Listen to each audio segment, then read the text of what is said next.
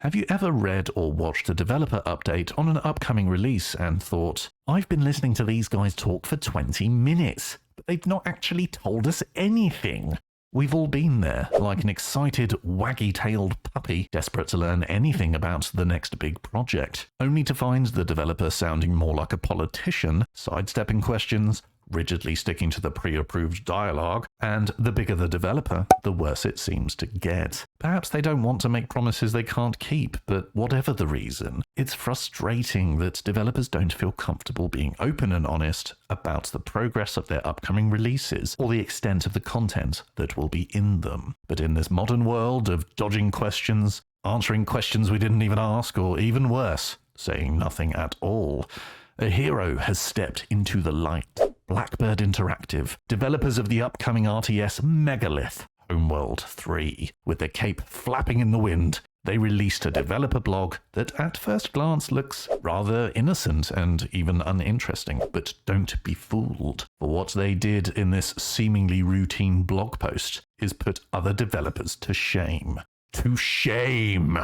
Now, whether you personally are specifically interested in Homeworld 3 isn't really the point here.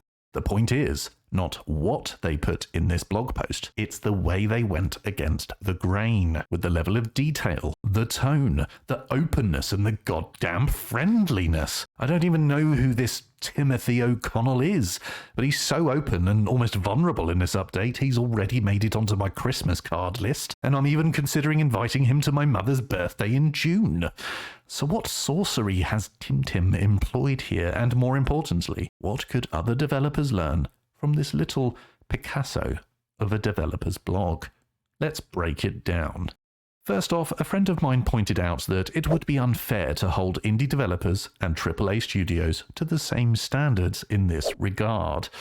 You could argue that less expectation enables smaller developers to be a bit more detailed, a little bit quirkier, almost cheeky, and ultimately take more risks when providing an update, compared to someone like Todd Howard delivering an update on a game like Starfield, where everyone will treat his every word as if it's their newborn child. So for those that don't know Blackbird Interactive or Homeworld 3, is it fair to use this blog to set a standard that all major developers should follow in the first place?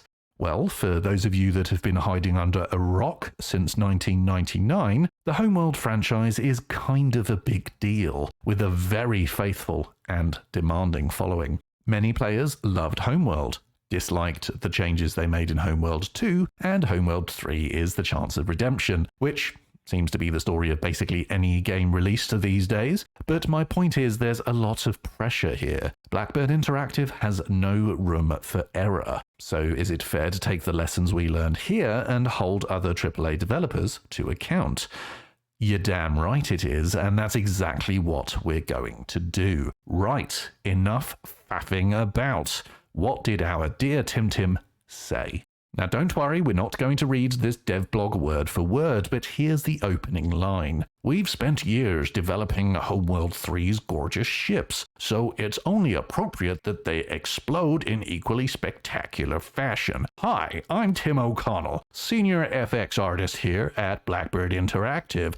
Now, ignoring the fact that I keep hearing, "Hi, I'm Tim O'Connell" in the voice of Troy McClure from The Simpsons, right away we know this is an FX artist. Not one of those community managers or marketing people who I have nothing against, but when you know it's someone's job to be nice to you and market the game, I kind of instantly don't believe anything they say.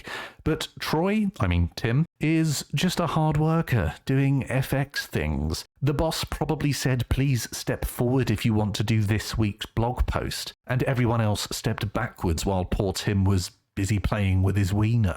We know we're getting honesty, not marketing blurb, and I like the way the opening sentence is about the game. He introduces himself after.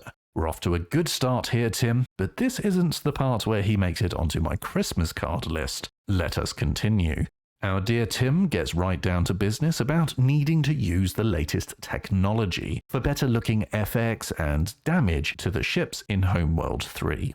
I think this is particularly relevant right now, as the main criticism of Company of Heroes 3 is that the graphics don't look like an improvement at all, whereas Tim is reassuring us that Priority 1 is looking good and more realistic, which makes me think that Tim has been keeping up to date on current events. Moving on, it's also nice for the structure of the blog to be broken down into 3 sections. In this case, it's weapon damage, ship damage, and wreckage.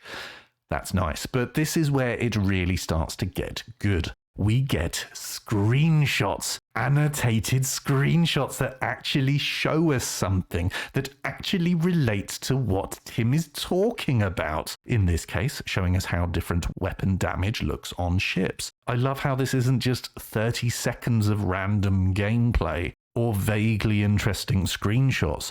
We're talking about something specific, and we're being shown multiple examples of it as clear as day. Then Tim goes into analyzing what we're seeing, and in this case explaining that it's basically a sticker you slap on the surface of a ship. Tim is taking the time to educate us so we can all appreciate how hard he's been working. Things are really hotting up now. Not only have we learned something about slapping stickers on ships, Tim goes on to tell us that this is the old way of doing things, and for Homeworld 3, they found an entirely new way of doing this. This isn't just a random bunch of promises or vague discussions around the subject of the game. We're learning the exact techniques being used, the old and the upgraded new, how they're being used, and what this means for the game.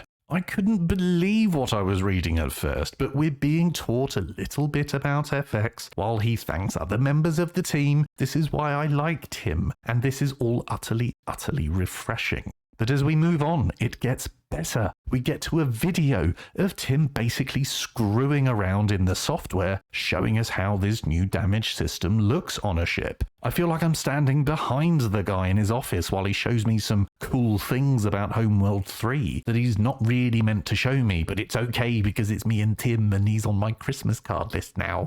This feeling of seeing something we shouldn't continues when Tim shows us a ton of screenshots from his desktop. You can see all the tabs he's got open. I'm pretty sure one of them's Pornhub, but he's showing us what's going on behind the scenes, which is the complete opposite of how 99% of these updates feel these days. As we approach the end of the blog, there's more detail, there's more thanking other team members, there are more screenshots and examples of how they did things in the past compared to new ways of doing them now. In particular, he's naming the software they're using for specific things. In this case, they're using Houdini to realistically simulate different ways a ship's hull will collapse under the immense pressure of an explosion.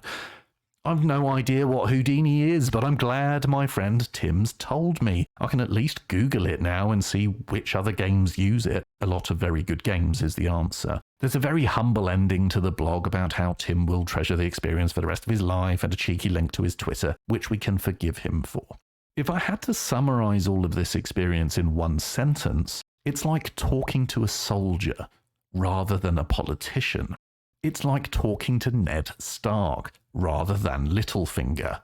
An honest update from the frozen north of what we can expect from the new game, reassuring us this won't simply be a rehash money grab of the old games that's more bothered about releasing on multiple platforms than it is actually making a decent game.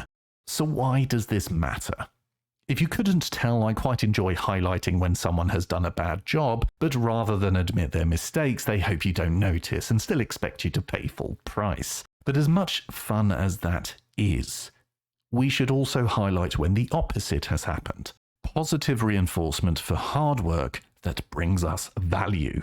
And this blog is the perfect example. It's not particularly long, it's not the same as getting our hands on a preview of the game, but it does take the time to really drill down into the detail of a particular subject, educating us along the way, providing actual examples that we can see with our own eyes. And obviously it helps that it's well written in a logical and humble manner. Not everyone enjoys a technical update, but I know a lot of players would appreciate more updates going into the technical side of game development, and I really hope this is a trend that Blackbird Interactive continue. Oh yes, they could still screw up Homeworld 3 big time, but let's take the little wins in a world that's running a bit short of those at the moment. It doesn't matter which game you are looking forward to, you deserve better than the half-baked updates you've been getting for the last few years. When you have 5 minutes, give the dev blog a read, even if you don't like Homeworld, and tell me, are you happy with the updates you've received for games recently, for new releases or DLC updates? Are there developers who you think are great at giving detailed and meaningful updates these days? Or perhaps you're as unimpressed as I am? Either way, I'll link this dev blog in the description below for your perusal. I guess I'd better go tell my mum we're expecting one more at her birthday party. See ya.